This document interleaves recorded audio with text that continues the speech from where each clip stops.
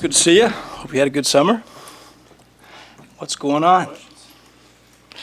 What I assume, are you guys going to scrimmage more tomorrow? What's your plan with the quarterbacks as you kind of move into this final days of week 2? Yeah, kind of the first formal scrimmage, if you will, to be tomorrow. So it'll be pretty fluid, just like it's been throughout camp. We're through 10 or 11 practices now, so it's been pretty fluid, particularly with the second group with quarterbacks. So we'll try to equal the reps as much as we can.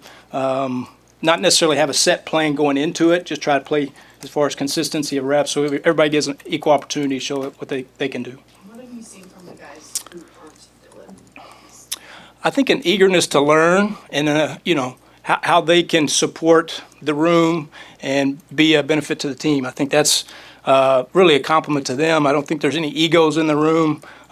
They understand that, again, the fluidity and the reps and the rotation is part of our situation to let them showcase what they can do. So they've been really, really complimentary of each other, pushing each other, challenging each other, and then and there's a friendship building within the room. So it's really a positive culture, I think, right now. And part of your job is to develop those guys, even as you're supporting Dylan on the field. How have you seen the two young guys, TJ and Marcos, kind of come along over the last 7 months? Yeah, I think it's been great. I mean, it's ideal as far as reinforcing the standard is the standard. It doesn't matter if Dylan's in there or the fourth quarterback's in there, right? The standard is you perform and you execute like the expectation is that everybody's on the field has. So I think that's ideal in that situation, and everybody understands that, takes that serious, and once they're in there, whether you get 1 or 2 reps, you need to compete at a high level. How do you feel like TJ's coming along? He was in the spring event, so I'm curious how you feel like TJ's developed his skill set. Yeah, excited about particularly his skill set. He can really throw it. As you guys can see, he's athletic. He can make some plays off schedule. He's starting to see the field better and better every day. Practice, he's literally right behind Dylan trying to get that visual of what's happening as far as post-snap confirmation, and excited about his eagerness and urgency to learn and the proactive nature he goes about it. How do you guys use the GoPro cameras after practice? Like, what do you use those for? Yeah, that's been a nice little change. I've not done that before. I've heard other people do it. That was a Coach Dana thing, and we probably utilize it more for the vocal than anything, as far as the cadence, as far as the huddle call, what's actually going on, out there, because coaches aren't on there. So it's been nice to hear that vocal, and then obviously Dylan being the getting the most reps, that the other guys can simulate and try to create the consistency with the cadence, with the huddle calls as much as we can, just for everybody involved. So they kind of like watch it after the fact and see what he saw. Yeah, so Coach Martin does a fantastic job. I mean, we have so many angles in on the practice field, so we just plug that angle in as far as GoPro, and it's one of the angles that we watch in the quarterback room as well as the staff. How have you seen that connection with Dylan and those receivers evolve over the course of this long offseason? It's been really good, and I think you can really see growth in that this fall camp. With obviously some new guys coming in the spring, kind of knocking off some rust. I think coming through the summer and what they're doing now, I think it's been really, really good. We've the installs in, so really conceptually we have what we have, and now it's the variations of those concepts, and I think there's a comfort level not only with Dylan with the receivers, but with receivers to Dylan. Will Jalen still be kind of your play signal guy on the sideline, or are you going to try to work some younger guys to develop that role, knowing that you have to have that role for the future? Yeah, I think the more that you can have in that capacity, the more, the better off you're going to be. And we try to train those guys. Everybody, like I say, everybody's, that's the expectation for everybody to be able to do that. So everybody should, have those capabilities.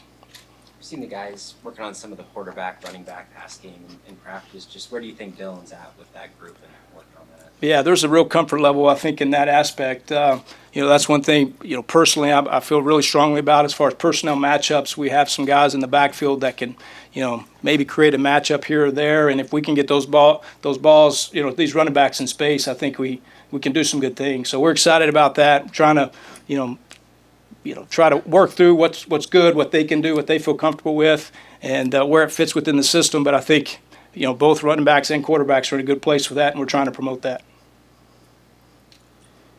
Hey, Glenn, did you sorry, I was just trying to look this up, but in your NFL time, did you coach at Arrowhead? I did. Yeah. I did. 2010 maybe, something like that. Yeah, it's a cool environment for sure. Right, you got to experience it as a visitor. You know, what do you tell the guys? Like, what's your anticipation level about going there for this opener, and like what the experience can be for them?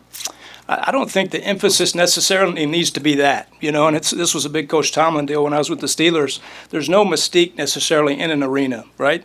The work, the preparation, the sacrifice that goes on throughout the week, that creates the confidence for the weekend. So I think that's where the emphasis needs to be, and then not getting caught up. Obviously, as you get there and you see it, and you create a comfort level with your surroundings. But at the end of the day, it is what it is. And once you get in between the lines and you play, I know it's cliche, but I think that's where the emphasis needs to be, and the execution play part when the ball snapped. I just Probably like pretty loud. It was pretty loud.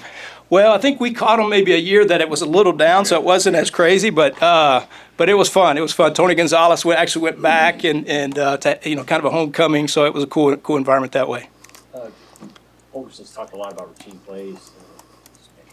How you've seen Dylan progress there, and how much further can he go, and just getting the ball out of his hands and letting guys do stuff. Yeah, I think that's a challenge at every level. I think, if you're dealing with a 10-year vet in the NFL, I think you're still talking in those terms, whether it be footwork, pocket movement, seeing post-snap confirmation as far as coverage.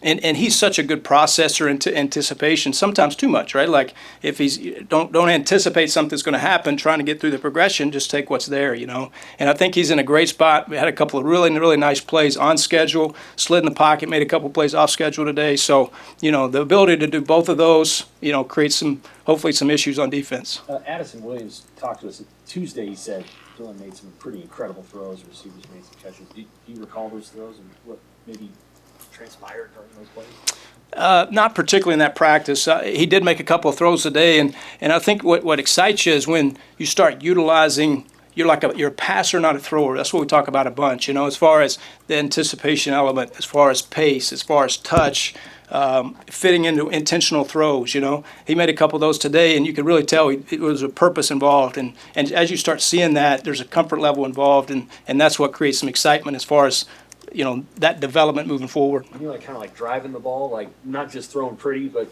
throwing hard. Yeah, particularly like we did some red zone stuff today, right? And we talk about shorten up, quicken up, because the windows get a little bit tighter, so you might have to put a little bit more pace as those windows tighten. So, example of like that, and he fit it in a window just on time, and good things happen. Anything else for Coach? Awesome. Thanks, guys. Have a great day.